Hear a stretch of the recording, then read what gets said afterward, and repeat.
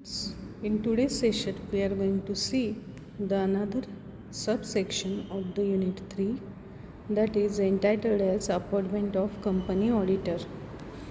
In the last lecture, we have discussed the eligibility criteria to get appointed as a company auditor. In that topic of discussion, we have seen that what are the qualifications and disqualifications for the appointment of the company auditor. Now in this lecture we are going to understand the procedure and process of appointment of company auditor. Me, Dr. Supriya Chowgule from DRK College of Commerce, Kolhapur, I welcome you in today's session.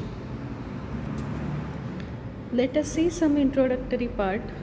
Within 30 days from the date of registration of the company, other than the government company, its board of directors need to appoint an individual or a firm as the first auditor of the company. The members shall ratify the appointment of the first auditor in the first annual general meeting of the company. So it is necessary to note that within the 30 days from the date of registration of the company, the board of directors are going to appoint the individual or a partnership firm where all partners are chartered accountant. So they can appoint the first auditor of the company. The first auditor of the company holds office from conclusion of the first annual general meeting until the conclusion of the sixth annual general meeting, and after this until the conclusion of every sixth meeting. However, the members of the company ratify the appointment of the auditors at every annual general meeting.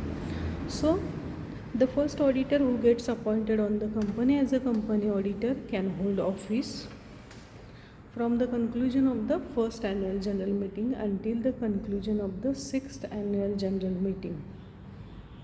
And after this, until the conclusion of every sixth meeting, however, the members of the company can ratify the appointment of the auditors at every annual general meeting.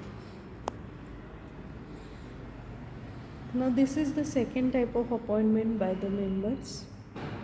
However, in the case where the board of directors fails to appoint the first auditor of the company, they shall inform the members of the company.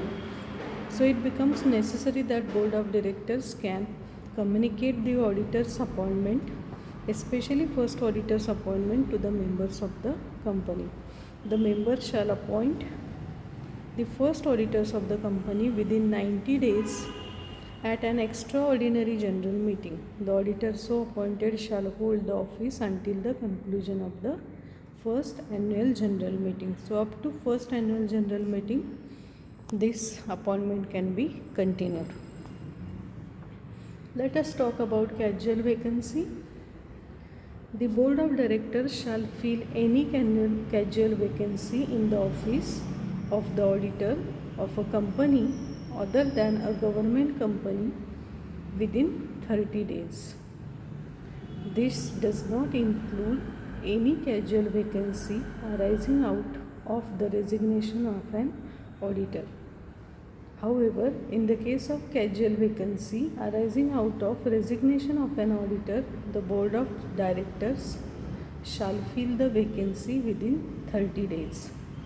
But the company needs to approve this appointment at the general meeting within 3 months of the board recommendation. Such an auditor shall also hold the office till the conclusion of the next annual general meeting. Suppose casual vacancy means temporary vacancy due to some of the reasons.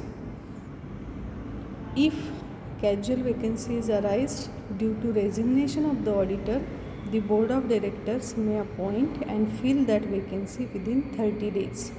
But the company needs to approve this appointment in the annual general meeting within 3 months. Reappointment of retiring auditor.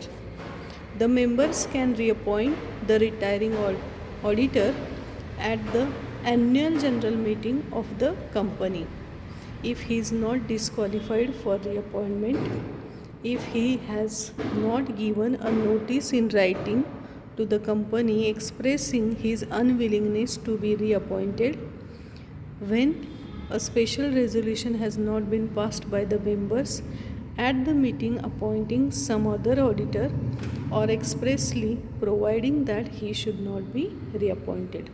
So the same auditor is going to be reappointed, but some of the conditions are there. He should not be disqualified for reappointment. He should not be given notice in writing to the company expressing his unwillingness, and special resolution has not been passed by the members regarding appointment of the some auditor. Appointment of the auditors of government companies. Government company refers to the companies that are owned or controlled directly or indirectly by the central government or by any state government or governments or partly by the central or state government. In the case of government company, the Controller and Auditor General of India shall appoint the first auditor within 60 days from date of registration of the company. So the Controller or Auditor General of India is going to appoint the first auditor within 60 days from the date of registration of government company. If Controller and Auditor General of India fail to appoint such auditor within the period of 60 days, the Board of Directors shall appoint the first auditor within the next 30 days. However, if the Board of Directors also fails to appoint the first auditor within 30 days, they shall inform the members of the company. Now let us talk about mandatory rotation of the auditors. The Companies Act 2013 states that the system of rotation of the auditor is applicable to all listed companies. Unlisted public companies having paid up share capital of rupees 10 crores or more, private limited companies having paid up share capital of rupees 20 crores or more, companies that have paid up share capital below the above limits but have public borrowings from financial institutions, banks or public deposits of rupees 50 crores or more. However, this concept of rotation is not applicable to one person company and small company. So according to Companies Act 2013, listed companies, unlisted companies, public companies having more than 10 crores or more share capital, private limited companies paid up share capital more than 20 crores, and companies who have paid up share capital below the limit above but the public borrowings from financial institution, bank, public deposit is 50 crores or more, all those companies need mandatory rotation of the auditor. All the above companies cannot appoint or reappoint an individual as an auditor for more than one term of consecutive 5 years. Thus, an individual auditor is not eligible for reappointment in the same company for 5 years from the date of completion of his term of consecutive 5 years. So, more than 5 years continuously, no appointment can be continued. Also, all the above companies cannot appoint or reappoint an audit firm as an auditor for more than 2 terms of consecutive 5 years.